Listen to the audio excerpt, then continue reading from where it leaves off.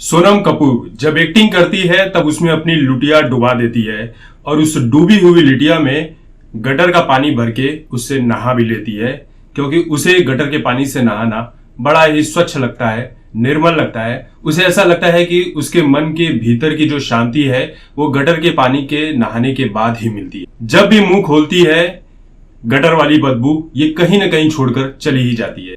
अपनी शादी में एक पाकिस्तानी आईएसआई एजेंट को चीफ गेस्ट के तौर पर बुलाती है, वो चीफ गेस्ट जो कश्मीर में आतंकवाद फैलाने के लिए जाना जाता है।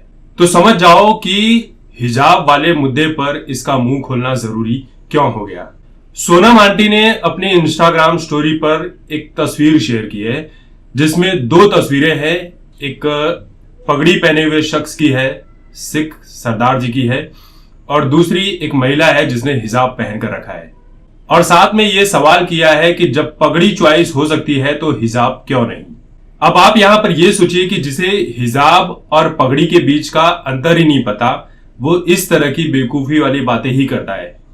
देखिए, हिजाब जो होता है वो मुस्लिम धर्म में महिलाओं को एक कह सकते हैं कि आप उनका चेहरा ना दिखे और जो भी रीजन होते हैं उनके उस हिसाब से पहनाया जाता है। लेकिन सिखों में क्या होता है, पगड़ी जो होती है ये उनका पूरा आत्मसम्मान होता है और धर्म की कई चीजों के साथ जुड़ा होता है। ये उनके शरीर का एक अभिन्न अंग होता है।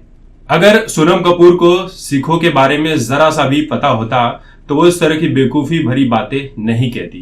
देखिए, होता क्या है कि सिख की पगड़ी जो होती है वो कोई कपड़े का दुकान नहीं है जिसे सुविधा के अनुसार पहना जाता है, इस्तेमाल किया जाता है।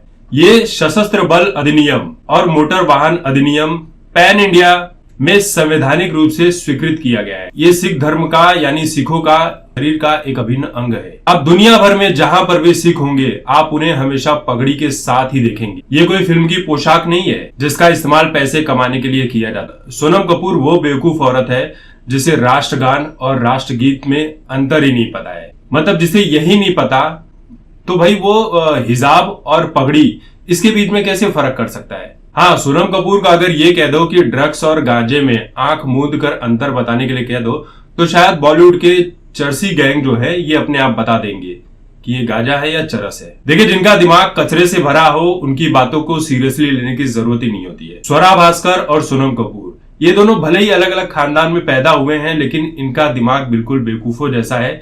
जब भी मुंह खोलते हैं कोई न कोई गंदगी जरूर फैला कर जाते हैं। जिन्हें लगता है कि ये उनके सपोर्ट में बातें कर रहे हैं वो भी बहुत बड़ी बेवकूफी करते हैं, क्योंकि सोनम कपूर वो औरत है जिसने एक समय पहले ये कहा था कि बुर्का पहनना बहुत ही असहनीय है। इसे पहनने के बाद मतलब ऐसा लगता है कि हम गर्मी में तप रहे हैं, ये घुटन भरा होता है।